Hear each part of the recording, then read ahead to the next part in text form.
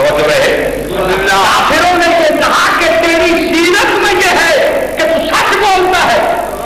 تو پیغمبر کیا فرماتے ہیں کہ جب 40 سال تم نے میرے گزرے ہیں، اس 40 سال کی عرصے میں کوئی ہے جو مجھے یہ ثابت کر سکے کہ میں نے کبھی جھوٹ بولا ہو؟ پورے مجمع میں خاموشی ہے. سارے کے سارے مان گئے کہ سچ کہتا ہے. سمجھ رہے؟ سارے کا سارا مجمع مان گیا کہ سچ کہتا ہے. گویا کہ نبوت کی دلیل کے لیے پیغمبر نے اپنی سیرت کو پیش کیا. سمجھ رہے؟ اگر پیغمبر کی ماں سبق سیرت کہ کسی مقام پہ بھی غلطی کا ارتکاب کرتا پیغمبر تو اپنی زندگی کو دلیل نہ بناتا. پیغمبر نے اگر کسی مقام پر بھی لغزش کی ہوتی تو اپنی نبوت کی دلیل نہ بناتا. لیکن جب آپ نے فرمایا ہے کہ بتلاؤ، اگر میں یہ کہوں کہ اس پہاڑ کے پیچھے ایک بہت بڑا لشکر آ رہا ہے، سارے کا سارا مجمع کہتا ہے ہم مان جائیں گے. آپ فرماتے ہیں جب یہ مان جاؤ گے تو آج میں تم میں اعلان کر رہا ہوں کہ میں نبی ہوں. اللہ اکبر. آج میں اعلان کر رہا ہوں کہ میں نبی ہوں. سارے کا سارا مجمع جو پہلے سے کہہ رہا تھا کہ ہم مان جائیں گے، سارے کا سارا مجمع اٹھ کر چلا گیا اور یہ کہہ کے چلا گیا ہم نہیں مانیں گے. جب تک آپ نے دعوی نبوت نہیں کیا تو کافر بھی مان رہے تھے کہ تو سچا ہے. لیکن جب آپ نے دعوی نبوت کیا تو کافروں نے محمد کو سچا مانا ہے، کافروں نے محمد کو امین جانا ہے، لیکن نبی نہیں مانا. توجہ ہے. معلوم کیا ہوا کہ محمد کے بشری اوصاف کو تو کافر بھی مانتا ہے.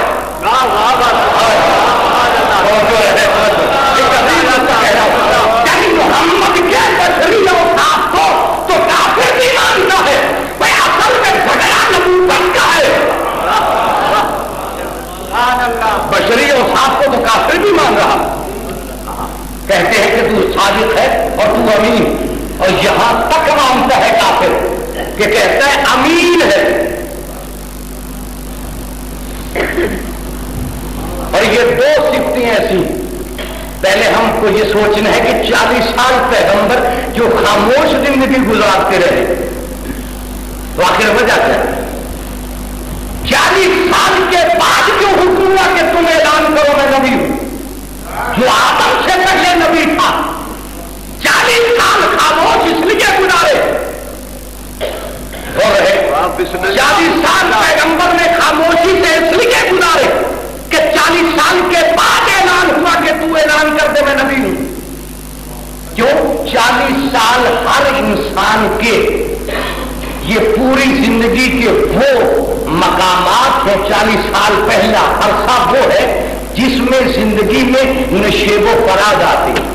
کبھی کردار بگڑ جاتا ہے، کبھی سمجھ جاتا ہے، کبھی داڑھی رکھ لیتا ہے، کبھی مڈا دیتا ہے، کبھی نماز پڑھ لیتا ہے. یعنی یہ 40 سال کے عرصے میں کردار بگڑتا بھی ہے اور سنورتا بھی ہے. سمجھ رہے؟ 40 سال کے عرصے میں اگر 40 سال غلطی پر گزرے ہیں تو غلطی راسخ ہو جائے گی. اگر 40 سال اچھی حالت میں گزرے ہیں تو وہ 40 سال کے بعد غلطی نہیں کرے گا. اب جس کے 40 سال کفرستان میں گزرے ہو وہ 40 سال کے بعد جو بدلے گا تو اس پر یقین نہیں آئے گا. اور ہے کیا نہیں؟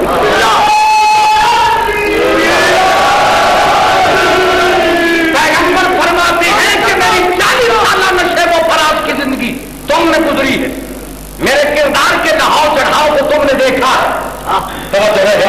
کبھی کسی زمانے میں نے جھوٹ بولا. سارے کا سارا مجمع کہتا ہے بڑا قسم ہے تیری عمر کی، تو نے زندگی بھر کبھی جھوٹ نہیں بولا. پیغمبر फरमाते हैं जब तुम मान गए हो मैं झूठा नहीं हूं तो आज ऐलान सुनो कि मैं नबी हूं। जब आपने नबूवत का ऐलान किया तो वो ही मजमा जो पहले सारे का सारा कह रहा था कि तू सच्चा है, सादिक है, अमीन है, सारे का सारा मजमा फिर गया, कहने लगा हम नहीं मानेंगे।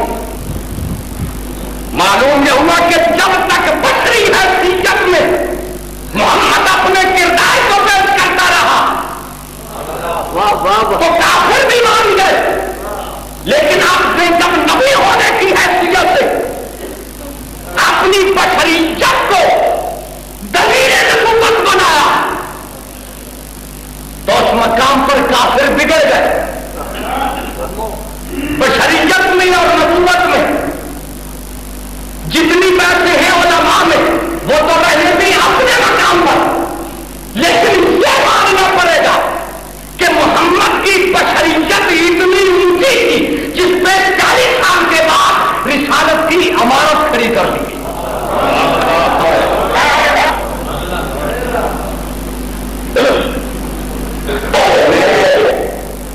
यकीनी तौर पर मेरे ख्याल में आप मुझे पसंद नहीं कर रहे होंगे, इसलिए नहीं दाद दे रहे, या ये कामों में बयान करना चाहते हैं उनको सही बयान नहीं हो पा रहा, या आपकी समाज तरह ऊंची हो गई है।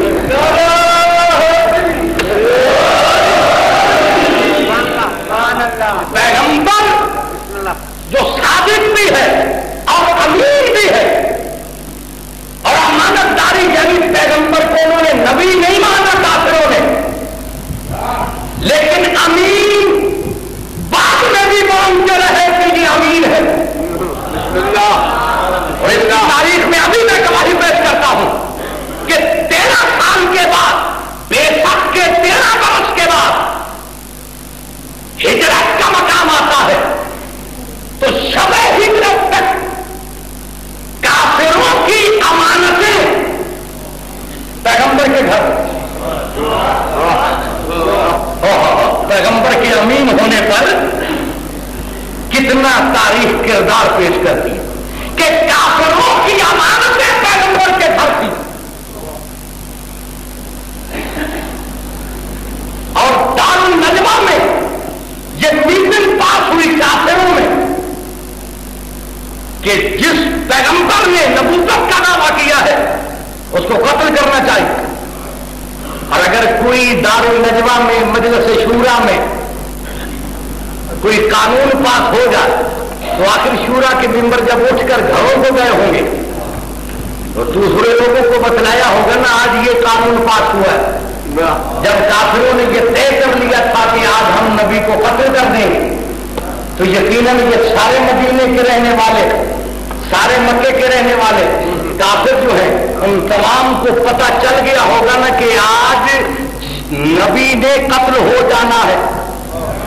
जब सबको पता चल गया, अब अगर आपको ये इल्म हो जाए आज के दिन कि जिस आपकी रकम जिस बैंक में है कल उसका दिवाला निकल जाएगा तो आज अपनी रकम आप निकाल नहीं लेंगे, निकलवा लेंगे अगर टाइम होगा। जिन्होंने सुन लिया था कि आज रात को नबी कत्ल हो जाएगा उनकी अमानतें पैगंबर के घर की तारीख का कोई दफा साबित नहीं आप कर सकते कि इस फैसले के बाद भी किसी काफिर ने अपनी अमानत पैगंबर से वापस मांगी हो।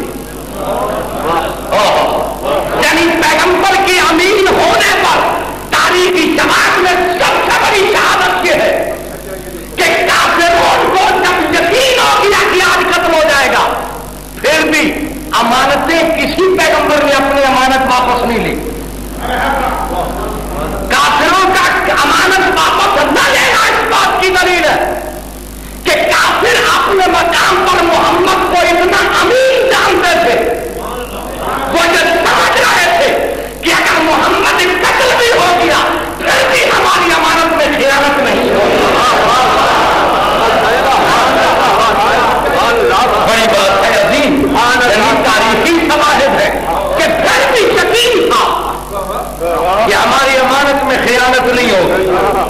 اب پہلی قربانی جو پیغمبر پیش کر رہا ہے وہ فقط اپنی امین ہونے پر خود قتل کا خطرہ ہے. بھائی سے کہہ رہا ہے تم میری جگہ پر لیٹ جاؤ، میں جا رہا ہوں. پہلی قربانی جو پیغمبر اسلام میں پیش کر رہا ہے صرف اپنی امانت داری پر.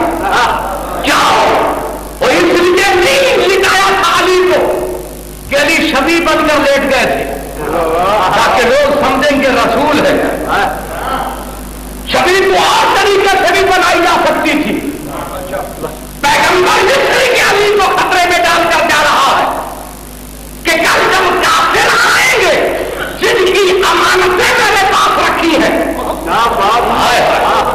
جب وہ میرے بستر کو خالی دیکھیں گے تو وہ کہیں گے دیکھا اچھا امین نکلا ہے. خود گیا مانگنے بھی لے گیا. علی سے کہا تم میری جگہ پر لیٹ جاؤ، صبح جب آ کر ہر کافر اپنی امانت کو طلب کرے گا تو تم نے ہر ایک کی امانت کو واپس کرنا ہے. سمجھ رہے ہر ایک کی امانت کو واپس کرنا ہے. اب بڑی عظیم بات ہے اگر آپ اپنے ذہنوں کو بلند کریں. تم نے اپنی امانت، تم نے ہر کافر کی امانت کو واپس کرنا ہے. میں قسم اٹھا کر کہہ رہا ہوں تاریخ کے کسی جملے سے یہ ثابت نہیں ہوتا کہ پیغمبر نے علی کو پاس بٹھا کر امانتیں سامنے رکھ کے علی کو بتایا ہو کہ یہ فلاں کافر کی ہے، یہ فلاں کافر کی